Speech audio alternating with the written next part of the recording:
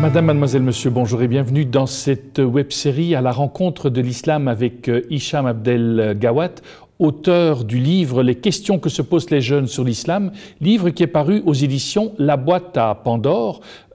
Pour vous rappeler, Hicham Abdel Gawat est professeur de religion islamique et également formateur en dialogue islamo-chrétien.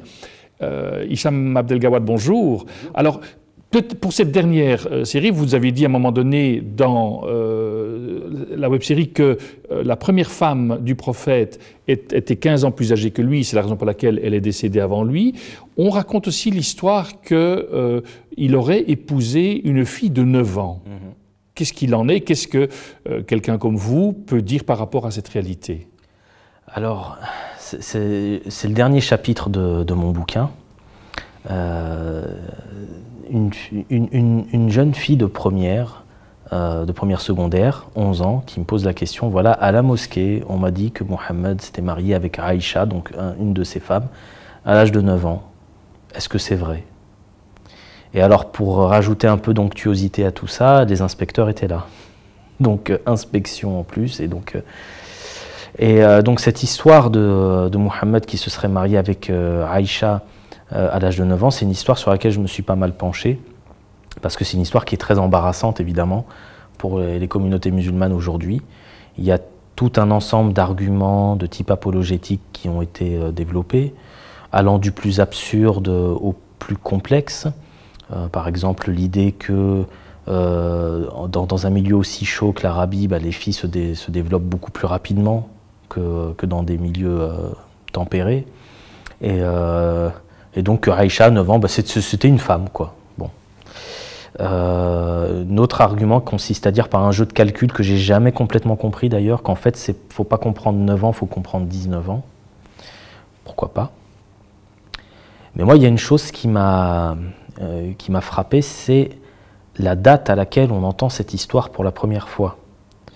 Cette histoire est rapportée pour la première fois dans des textes qui ont été écrits 3 siècles après la mort de Mohammed. Et la question que je me pose, c'est, au niveau purement historique, pourquoi on n'a pas entendu cette histoire avant? Aussi bien du côté musulman que du côté non musulman. Il faut savoir qu'au moment de l'émergence de l'islam, l'Empire byzantin s'en prend plein la figure, si on me permet cette expression, et donc il y a beaucoup d'apologètes chrétiens qui vont écrire des textes anti-musulmans, anti-prophète, anti-islam ou anti-Coran. Parmi les polémistes les plus connus, il y a le fameux Jean de Damas, qu'on appelle aussi Jean Damascène, qui a écrit beaucoup de textes où il s'attaque aussi bien au Coran qu'à la croyance musulmane qu'à la figure du prophète. Et notamment sur la figure du prophète, il va utiliser absolument tout ce qui lui passe sous la main. Mohammed a fait des guerres, il était polygame, il n'est pas annoncé dans la Bible, il n'a pas accompli de miracles devant témoins, et même des histoires assez farfelues, comme quoi qu'en fait Mohammed était quelqu'un qui voulait devenir évêque, un chrétien qui voulait devenir évêque.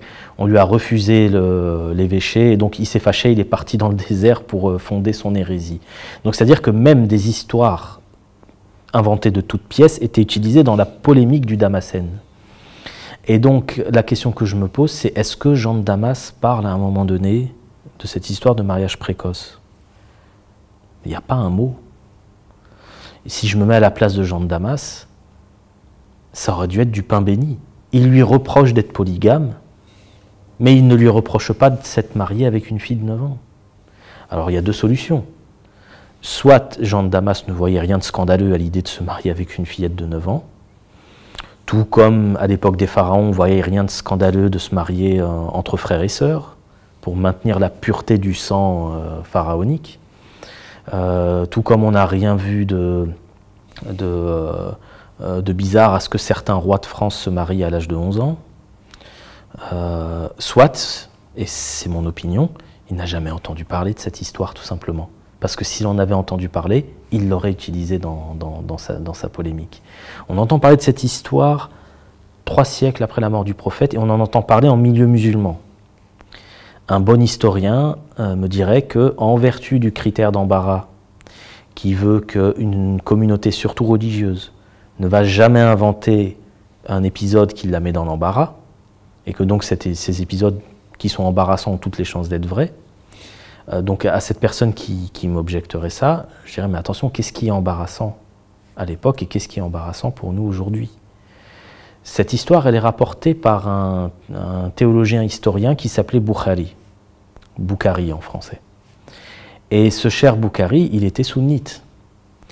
Et il faut comprendre une chose, c'est que la figure de Aïcha, pour des raisons que je ne peux pas vraiment développer ici, on n'aura pas le temps, mais en gros, c'est une figure de clivage entre les chiites et les sunnites. La figure de Aïcha est révérée dans le sunnisme et elle est complètement honnie dans le chiisme. Et on comprend en fait que lorsque Boukhari rapporte cette histoire, en fait, il faut comprendre qu'il y a un objectif théologique derrière. L'idée, c'est de dire que Aïcha ne pouvait pas être quelqu'un de mauvais, comme le disent les chiites, puisqu'elle a connu Muhammad depuis sa plus tendre enfance. Donc ce mariage précoce entre Aïcha et Muhammad a pour but de faire de la figure de Aïcha une figure inattaquable sur le plan de la foi ou sur le plan de la sainteté. Non seulement elle a été mariée au prophète, mais elle a été mariée au prophète depuis son plus jeune âge. Donc elle a bénéficié de la sainteté du prophète, de la proximité du prophète, depuis toujours. Donc on ne peut pas l'accuser de quoi que ce soit. C'est ça l'argument qui se trouve derrière ce mariage précoce. Et c'est pour ça qu'en fait cette histoire, elle est embarrassante pour nous aujourd'hui, mais elle n'est pas embarrassante pour les sunnites de l'époque de Boukhari, parce que ça permettait de faire de Aïcha une figure absolument intouchable. Sauf que la déconstruction que je viens de faire ici, je peux la faire avec des adultes, j'aurais pu la faire avec des rhétoriciens, mais avec une élève de première, c'est impossible. Donc qu'est-ce que je lui ai répondu? Je lui ai répondu non, c'est pas vrai. Et les inspecteurs de me faire remarquer par la suite, oui mais en fait il y a la parole de l'imam de la mosquée, il y a votre parole, mais comme vous n'avez pas argumenté, c'est parole contre parole, donc vous n'avez pas été convaincant. Moi j'étais là, oui messieurs les inspecteurs, oui, oui, et dans ma tête je me disais j'aurais bien aimé vous y voir, essayer de faire comprendre à une fillette de 11 ans cette histoire de mariage précoce. Moi je pense que l'erreur elle a été faite par l'imam de la mosquée qui a rapporté cette histoire, sans faire de l'histoire, sans quoi que ce soit, comme le dit Rachid Benzine, à force de ne pas faire d'histoire, on finit par se raconter des histoires et ça fait des histoires. C'est exactement ce qui s'est passé avec cette histoire de mariage précoce qui, à mon sens, du point de vue historique, ne tient pas la route. Mais du point de vue, comment vais-je dire, du point de vue de l'explicitation que vous en faites, elle tient la route. Oui, c'est-à-dire théologiquement, c'est la réponse sunnite aux accusations chiites.